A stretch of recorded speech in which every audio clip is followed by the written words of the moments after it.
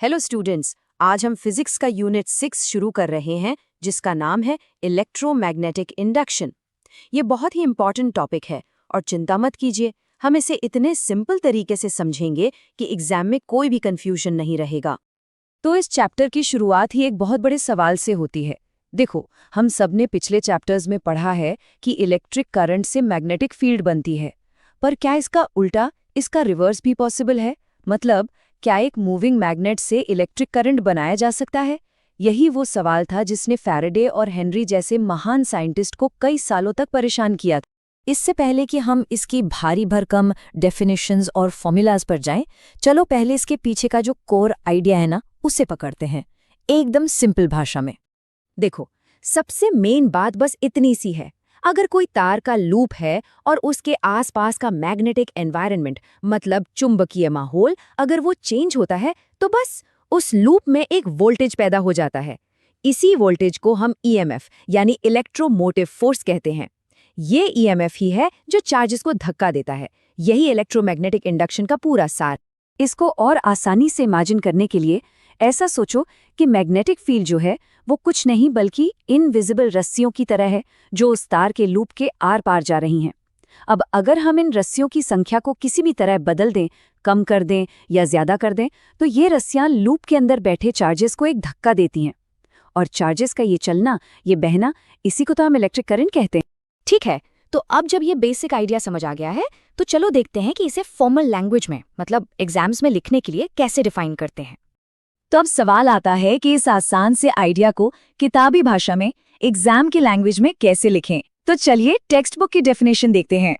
ये है एनसीईआरटी की ऑफिशियल डेफिनेशन।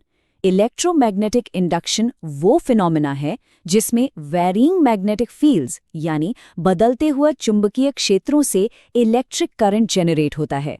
ये डेफिनेशन वर्ड फॉर वर्ड याद रखना बहुत जरूरी है। अच्छा, अब डेफिनेशन में एक टर्म आया, वेरिंग मैग्नेटिक फील्ड्स। इसका असली मतलब समझने के लिए हमें मैग्नेटिक फ्लक्स को समझना होगा। मैग्नेटिक फ्लक्स, जिसे हम फाई बी से दिखाते हैं, वो बस एक मेजरमेंट है कि किसी सरफेस से कितनी मैग्नेटिक फील्ड लाइंस गुजर रही हैं। इसका फॉर्मूला है phi B equals to B A cos theta. यहाँ बी है मैग्नेटिक फील्ड की स्ट्रेंथ, ए है उस सरफेस का एरिया और थीटा है बी और सरफेस के नॉर्मल के बीच का एंगल। नॉर्मल मतलब सरफेस से 90 डिग्री पर खींची हुई लाइन। तो अब समझ आया कनेक्शन? जब हम कहते हैं वेरिंग मैग्नेटिक फील्ड्स, तो फिजिक्स की भाषा में असल में हम कह रहे हैं कि मैग्नेटिक फ्लक्स चेंज हो रहा है।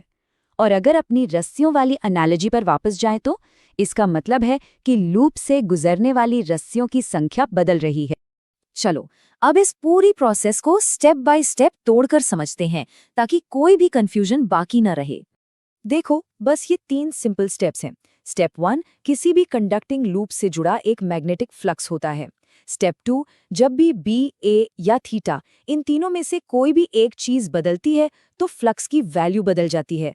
और स्टेप 3, फ्लक्स में आया यही बदलाव, यही चेंज ईएमएफ और करंट को पैदा करता है। एक छोटा सा एग्जाम्पल देखते हैं। मान लो मैग्नेटिक फील्ड है 0.5 टेस्ला, लूप का एरिया है 0.02 स्क्वायर मीटर और फील्ड जो है वो लूप के परपेंडिकुलर है, यानी एंगल थीटा 0 डिग्री है। तो फ्लक्स जो बी ए कॉस थीटा होता है वो हो जाएगा 0.01 वेबर।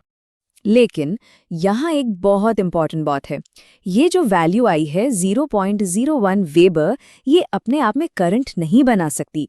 ये तो बस उस एक मोमेंट का स्नैपशॉट है।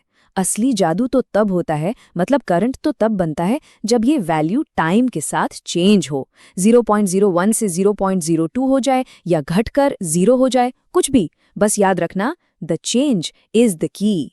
अब आते हैं इस टॉपिक के उस पार्ट पर जो एग्जाम के लिए सबसे ज्यादा जरूरी है। एक ऐसी कॉमन मिस्टेक जो अक्सर मार्क्स कटवा देती है। देखो, सबसे बड़ी गलतफहमी ये होती है कि मैग्नेटिक फील्ड है तो करंट बन जाएगा। ये बिल्कुल गलत है। राइट कॉन्सेप्ट ये है कि करंट पैदा करने के लिए मैग्नेटिक फ्लक्स का बदलना जरूरी है। अ changing magnetic flux is necessary. एक कांस्टेंट फील्ड, चाहे वो कितना भी स्ट्रॉन्ग क्यों ना हो, वो कोई करंट इंड्यूस नहीं करेगा। इस एक लाइन को गांठ बांध लो, ये एक मंत्र है। No change in flux, no current in the circuit. अगर फ्लक्स में कोई बदलाव नहीं तो सर्किट में कोई करंट नहीं। सिंपल। तो चलिए फटाफट से आज की सारी बातों को समराइज करते हैं और फिर एक बहुत ही इंटरेस्टिंग सवाल के साथ इसे खत्म करेंगे।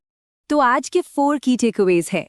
नंबर 1, EMI का मतलब है चेंजिंग मैग्नेटिक फ्लक्स से इंड्यूस्ड EMF का पैदा होना। नंबर 2, मैग्नेटिक फ्लक्स 3 चीजों पर डिपेंड करता है, B, A और थीटा। नंबर 3, फ्लक्स की वैल्यू इंपॉर्टेंट नहीं है, उसके चेंज होने का रेट इंपॉर्टेंट है। और नंबर 4, यही वो प्रिंसिपल है जिस पर दुनिया के सारे इलेक्ट्रिक जनरेटर्स काम करते हैं। और अब आखिर में एक सवाल जो सोचने पर मजबूर कर देगा। अगर एक मैग्नेट को हिलाने से करंट बनता है, तो हम एक मैग्नेट को हमेशा हिला हिलाकर फ्री एनर्जी क्यों नहीं बना लेते? इस सवाल के जवाब में ही लेंजेज लॉ और एनर्जी कंजर्वेशन का पूरा राज छिपा है, जिसे हम अपनी अगली चर्चा में एक्सप्लोर करेंगे।